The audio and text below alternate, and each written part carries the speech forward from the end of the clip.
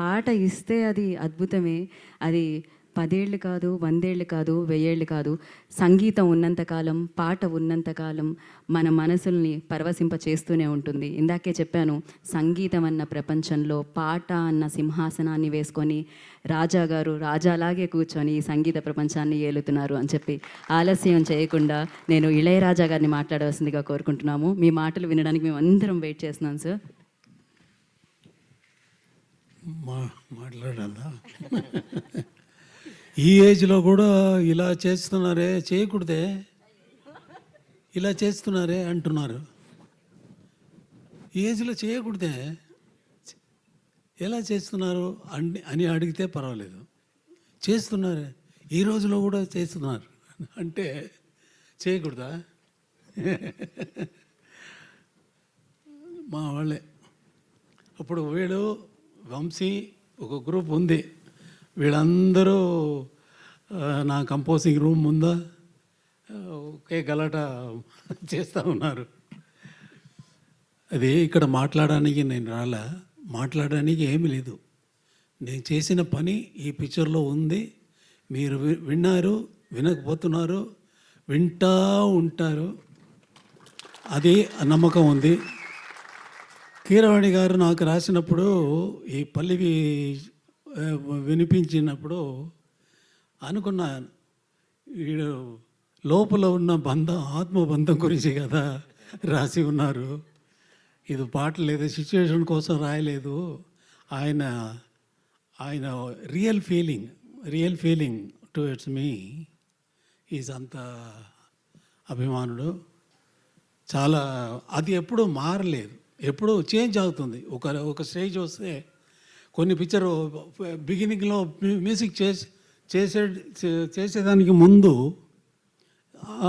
Is the fan, అంతే కదా. ఫ్యాన్గా ముందే తర్వాత పిక్చర్స్ వచ్చి పిక్చర్లో మ్యూజిక్ చేసి మ్యూజిక్ వల్ల పాపులర్ అయ్యి అయితే స్వభావం మారిపోతుంది. మారిపోవచ్చు, మారలేదు. ఆ రోజు ఎలా నాకు కనిపించారో first time I saw him in my room, composing room, ఎలా చూసానో అలాగే ఉన్నారు. ఒళ్ళుగా అది పర్వాలేదు. మనసు కదా, మనసు వల్ల కదా మనం మనుషుడు అయ్యాము కదా. అలాగే ఉన్నారు, అలాగే ఉండాలి. దేవుడు ఈ పిక్చర్కి ఆశీస్సులు అందరికీ, దీంట్లో పనిచేసిన, ఈ పిక్చర్లో పనిచేసిన అందరికీ నీ లాంగ్ లైఫ్, ఫేమ్ అని ఇవ్వాలని కోరుకున్నాను, అంతే. Thank you sir. సార్ ఒక్క ప్రశ్న సార్, అదేంటి అంటే మామూలుగా మాకు ఏ సందర్భంలో అయినా ఇళయరాజా గారి పాట పెట్టుకుంటే చాలా అద్భుతంగా అనిపిస్తూ ఉంటుంది. మనకి ఎలాగో Q&A సెషన్ ఉంది సార్ మీడియాతో. ఒకటే ఒక ప్రశ్న, Q&A ఉంది సార్. నాకు ఉంది. ఓకే, ఒకటే ఒక ప్రశ్న సార్, ఇళయరాజా గారు లాంటి సంగీత దర్శకుడు ఇచ్చిన పాటల్లో ఇళయరాజా గారికి నచ్చిన పాట ఏది? మీకు బాగా ఇన్ని వేల పాటల్లో మీకు బాగా నచ్చిన పాట ఏది? ఫేవరెట్ సాంగ్ అంటాం కదా సార్, అలా ఒకటి రెండా? వేలు ఒకటనా రెండనా? నాకు ఇష్టమైన కాదు, నా వల్ల వచ్చింది కదా. నాకు ఎంత మ్యూజిక్ తెలుసు అనేది ముఖ్యం కాదు. మ్యూజిక్ నన్ను గురించి తెలిసిపోయింది కదా. ఎలా వస్తుందని నాకు తెలీదు, నిజంగా తెలీదు. తెలిస్తే ఆ సెకండే మ్యూజిక్ కంపోజ్ చేసేది ఆపేస్తాను. తెలిస్తే ఎలా వస్తుందని తెలిస్తే మ్యూజిక్ ఆపేస్తాను. అది అంతే, తెలిసిపోయింది కదా. హాయిగా ఇంట్లో కూర్చొని నాకు మ్యూజిక్ తెలిసిపోయిందిరా అన్నాడు కదా. అలా లేదు, తెలీదు, ఎలా వస్తుందని తెలీదు. సార్ అయితే ఈ విషయం మీకు ఎప్పటికీ తెలియకూడదు అనుకుంటున్నాను నేను, ఎందుకంటే మీరు ఎప్పుడు పాటలు ఇస్తూ ఉండాలి మాకు. దేవుడు నీ కోరుకో.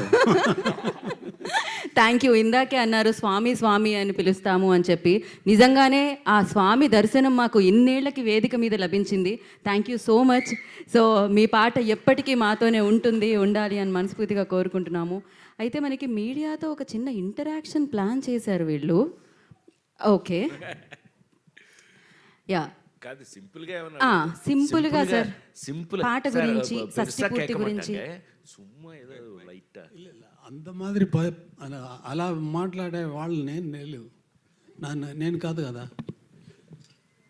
అలా ఇవ్వలేదు ఏమన్నా. దానికి ఫంక్షన్ కోసం వచ్చాను, రిలీజ్ కోసం. ఎప్పుడైనా నన్ను చూసేవాళ్ళు రిలీజ్ ఫంక్షన్లో, ఆడియో ఫంక్షన్లో, ఏదైనా ఫంక్షన్లో చూసేవాళ్ళు ఉన్నారా? ఎక్కడైనా వెళ్ళానా? ఇక్కడ వచ్చానంటే కొత్త వాళ్ళు ఫస్ట్ టైంగా అటెంప్ట్ చేస్తున్నారు, వాళ్ళు ఎంకరేజ్ చేయాలని ఇక్కడ వచ్చాను. అదే నా స్వభావం. ఫస్ట్ పిక్చర్ చేసినప్పుడు నెక్స్ట్ వచ్చిన కొత్త డైరెక్టర్స్ వస్తే వంశీ గురించి ఎవరికి తెలుసు? నాతో వచ్చారు యంగ్స్టర్స్, వస్తే వాళ్ళని ఎంకరేజ్ చేసేదే నా స్వభావం అయిపోయింది.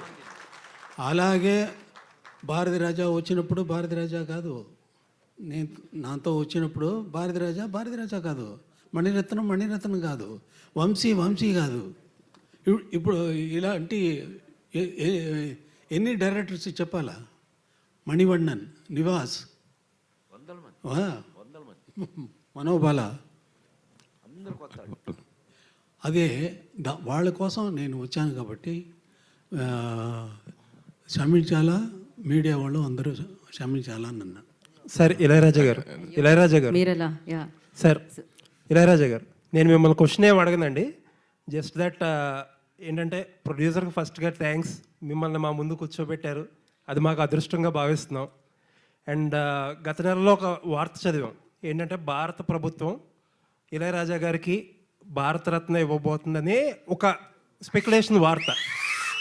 ఒకవేళ ఆ వార్త కనుక నిజమైతే మేము అనేది ఏంటంటే ఇళయరాజా గారికి కొత్తగా తెచ్చే గౌరవం ఏమి ఉండదు, భారత ప్రభుత్వానికి కానీ, భారతదేశానికి కానీ, లేకపోతే భారత ప్రజలకు కానీ మాకు ఒక గౌరవం ఇచ్చుకోవడానికి ఇన్నాళ్ళుగా కుదిరిందని అనుకుంటాం. Thank you sir, thank you for all your.